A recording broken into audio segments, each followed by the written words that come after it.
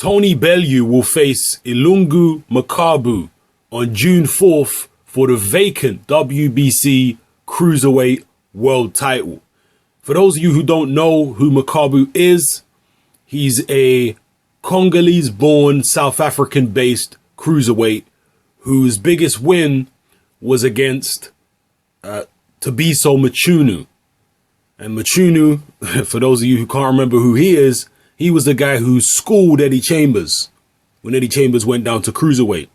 He also beat Ola Duradola, who was the guy that knocked out Kudryashov over in Russia. So Mchunu was a very, very good fighter. I mean, still is a good fighter. Very slick, very fast, very skillful fighter.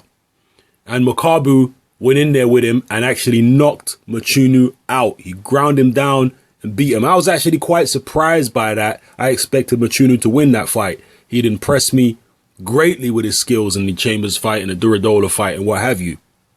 I was expecting him to become a world champion. So when Makabu actually ground him down and beat him, I was pretty surprised.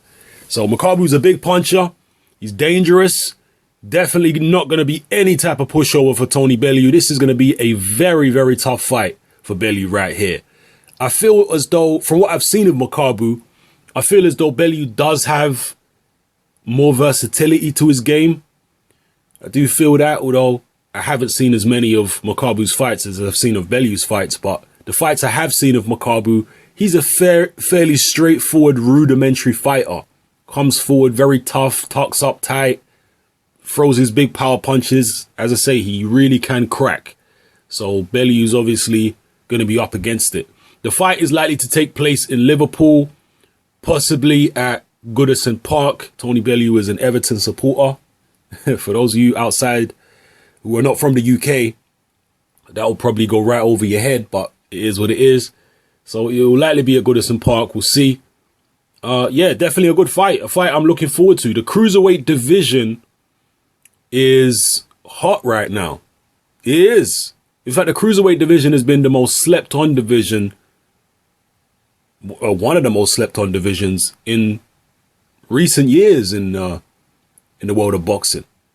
If you look at the quality of fighters that there's been in the cruiserweight division, if you look at the quality of fights there's been, I mean, even way back in the days when Holyfield was cruiserweight, he had some great fights at that weight.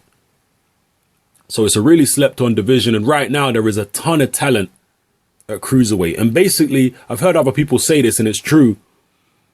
The cruiserweights of today are the heavyweights of yesteryear. Most of the cruiserweights, when they enter the ring now, a lot of the top guys, they're weighing 210, 212 pounds when they get in the ring. And that's the exact same size as the heavyweights. A lot of the heavyweights who are around in the 70s, for example. Muhammad Ali was around that kind of size. Ken Norton was slightly bigger than that, but around that kind of size. Joe Frazier, he was even smaller than that. So, yeah, these are the cruiserweights of today are like the heavyweights of yesteryear. That's why there's so many great fights at cruiserweight, because these guys throw a lot more punches than the modern day heavyweights do, who are all, most of the top guys now are 6'5 plus, 240, 250 pounds. They simply can't throw as many shots or get involved in a type of furious exchanges that Muhammad Ali, Joe Frazier, Ken Norton, those kind of guys could, because those guys were smaller. And, generally in boxing, the smaller you go in terms of fighters, the more punches they throw, the more action there tends to be. So, yeah. Let me know how you feel about this fight, people. Tony Bellew versus Ilunga Makabu for the vacant WBC Cruiserweight title, June 4th, probably at Goodison Park. It's your boy Hatman, I'm out.